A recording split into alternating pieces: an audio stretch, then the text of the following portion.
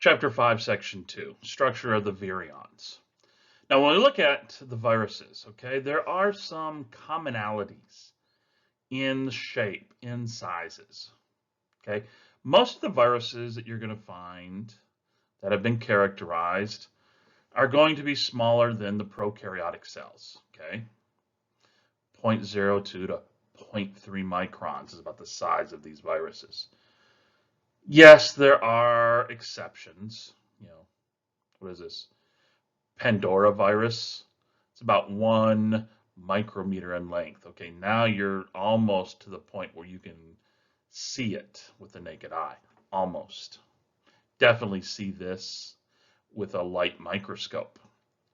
These viruses, such as like poliovirus, 28 nanometers, that's 0.02 8 micrometers. Okay, this is too small to see with a light microscope. This is almost too small to see with an electron microscope. So a light microscope, definitely too small. An electron, yeah, you might be able to get it. So this here is the Pandora virus. It is huge. I forget what these guys infect. Do I have it in my notes? No, I don't. But they're huge. This is not going to affect animals. I forget what that infects, and I'm not going to worry about it. So the commonality you see in structures, okay? That capsid that I talked about in the last section, okay? The capsid is composed of proteins that are known as capsomeres, okay? The capsomeres are going to be composed of one or numerous polypeptides, viral polypeptides. Turns out that the viral polypeptides will self-assemble as capsomeres. Those capsomeres will then self-assemble as a hollow capsid. The hollow capsid, because remember it's self-assembling, it's spontaneous, is where the genome will be housed. Now, depending upon which virus, the capsid could be one protein type for the capsomere, or it could be a collection of protein types, collection of different polypeptides that form a capsomere, and then the capsomere forms different faces. What we now know, when we study this, is that these polypeptides, individually, they are not very stable. But when they come together, whether it's one type of polypeptide or those multiples, different types, when they come together in the right way to form a capsomere, they've now gone from a very unstable state to a more stable state. Not completely stable, but more stable. As more capsomeres are made, they start to form, the different parts of the capsid, become more and more stable. When you get the complete capsid with the genome and everything there, now it is at the most stable state it can get. So this is how this self-assembly is occurring. It's going from an unstable to a more stable state of being. And you look here, here's a picture showing what is called a helical arrangement, a helix virus.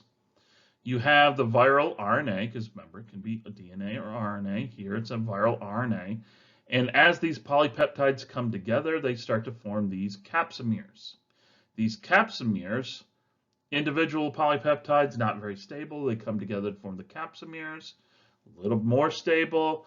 They now bind to, interact with the RNA. And as they're doing this, notice how they arrange themselves in this helical pattern. At the center of the helix, the RNA.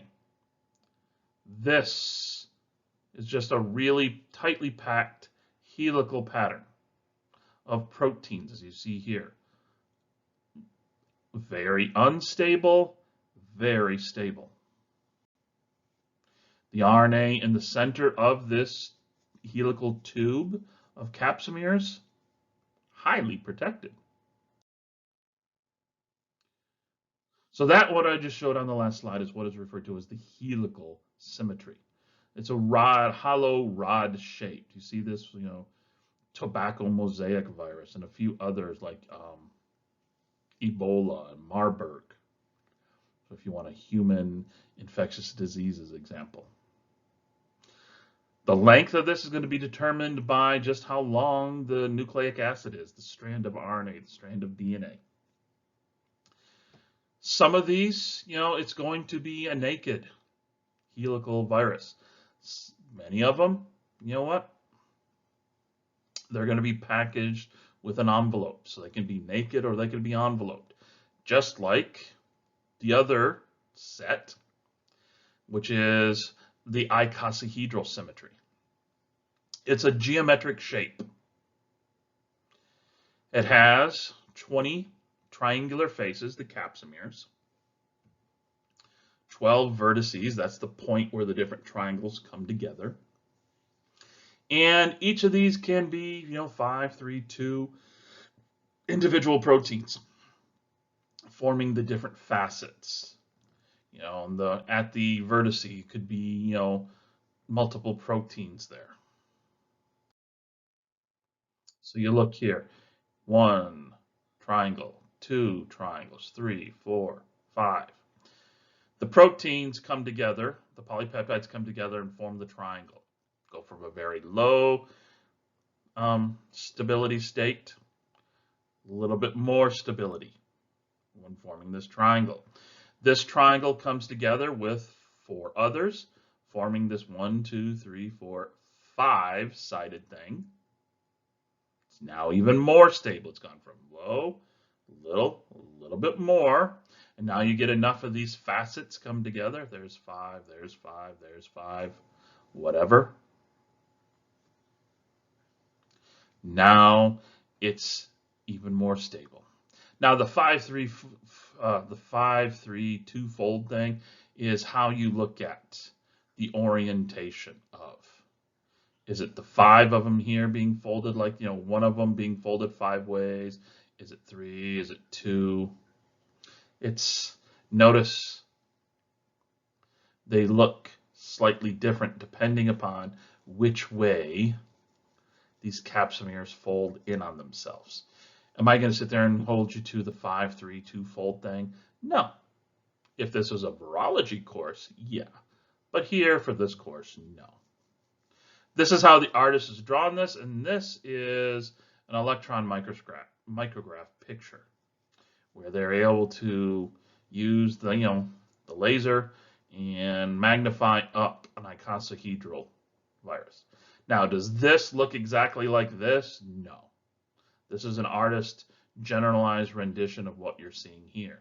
And here's a computerized model of what the computer thinks this looks like. So you get these capsomeres forming these different cluster units. Any way you look at it, it's highly complex, whether you're talking the helical or the icosahedral.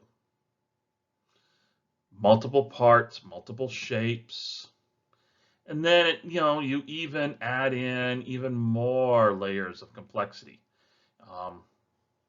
Certain viruses known as bacteriophages. An example is what's called T4. T4 bacteriophage. Phage is another, I can't remember if it's Greek or Latin for virus. So a bacteriophage is a bacterial virus. These are viruses that only infect bacteria. T4 only infects E. coli, only infects gram-negatives. Turns out that not only does this have a capsid, but it has a tail, a protein tail, and things like that we'll talk about in can't remember if it's in a couple of slides here or in another section. Then there's different shaped viruses, that ovoid one from that colorized picture, when I said infects, the Pandora virus that infects acanthamoeba. There's that big one. Remember the big one that was a few slides ago that I said I can't remember what it infects? Well, it infects acanthamoeba. It infects amoeba. Here's the picture of T4. T4. When I look at this, I think of those lunar landers, the thing that landed on the moon. Here's the capsid. Here's what they call tail fibers. And then you have this tail, this sheath right here.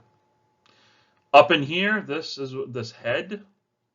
This is where the DNA is housed. When the tail fibers come into contact with the outer membrane of E. coli or some other gram-negative, it will cause this to land on its surface. It lands, and then it contracts down, jamming this sheath through the outer membrane, the periplasm, and coming into contact with the cytoplasmic membrane. The DNA will then be pushed through all the way through the three layers of the cell envelope and into the cytoplasm. Remember the Hershey-Chase experiment? You talked about intracellular cell biology. The final proof that, the blueprint, the genes are carried in the DNA and not the protein. They did it with this.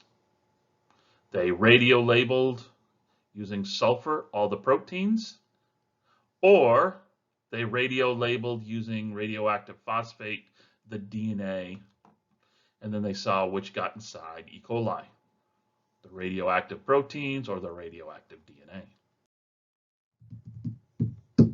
The envelope virus are going to have remnants of a membrane. It's not the true cytoplasmic membrane because many of the host cell proteins that cause the receptors, the integral proteins and things like that, are going to be pushed out of the way.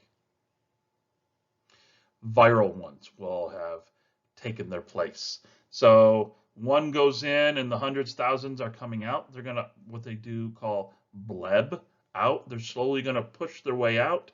And as they're pushing their way out, they're tearing off pieces of the cytoplasmic membrane, and that's what they're folding around themselves, their envelope.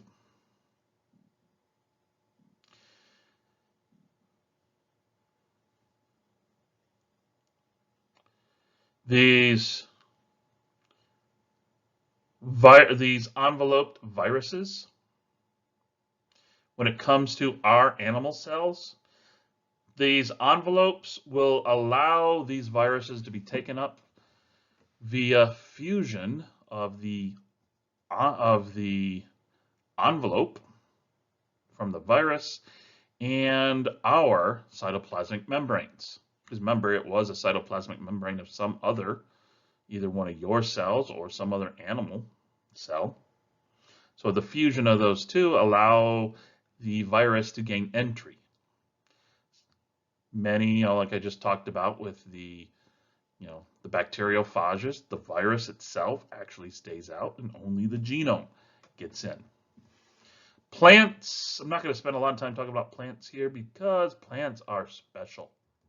Because remember, they got the cell wall and all of that really hard cell wall that makes it hot, so that they can't just, viruses can't penetrate that. So turns out they're going to have alternate mechanisms for getting in and spreading cell to cell. Envelope viruses are going to have different things, that are coming off the envelope besides just the spike proteins. What proteins are coming off of it are what are going to give their specificity, because you have the virus, you have some proteins coming off of it. Those proteins have to interact with host cell receptors. Remember, receptors only interact with things that are of the right shape to, bind to them. So those proteins coming off the surface of the virus better have an approximation of that right shape to interact with the receptors. Certain, viruses like the Pandora virus has hair-like polymers called fibrils that will attract amoeba. Amoeba have a whole host of different receptors on their surface. These fibrils will interact with some of those, and it'll trigger the amoeba to phagocytize. this virus, which it can't digest, but the virus escapes, enters in the cytoplasm. Bob's your uncle. There's just pictures showing you, here's the virus, here's the envelope, and here's the projections, the fibrils coming off the surface. We also see that many of these viruses can carry along their own enzymes. These are going to be viral enzymes. Maybe there's a lysosome there to aid in breaking down the peptidoglycan cell wall so that the virus can gain entry or at least come into contact with the cytoplasmic membrane. Neuraminidase, it's an enzyme that we'll talk about in later chapters more, that's associated with influenza. The flu virus gets into one of your cells, replicates. On its way out, it's an envelope virus, so it's taking part of your cytoplasmic membrane. But the thing is, it can't come off, can't separate, because all the proteins on the surface of the would-be virus and the surface of the infected cell are still holding together. That's where neuraminidase comes in. Goes through and starts cutting all these glycoproteins and glycolipids. So that way it cuts and then releases the enveloped virus. No neuraminidase, no influenza will be released. We also see that there's RNA replicases. RNA polymerase you've heard about, just like you've heard about DNA polymerase. Okay, polymerase, polymer making enzyme. RNA polymerase makes RNA. DNA polymerase makes DNA. But here's the kicker. RNA dependent RNA polymerase. This is a virus and virus only thing. Read RNA, that's where the RNA dependent come in, makes RNA. Nowhere in your body do you do this. Nowhere in your body do you have the enzymes. Nowhere in your body do you have the genes responsible for making this enzyme. Just as you do not have RNA-dependent DNA polymerase. Reads RNA, makes a DNA copy. This is what reverse transcriptase is. We see this associated with HIV.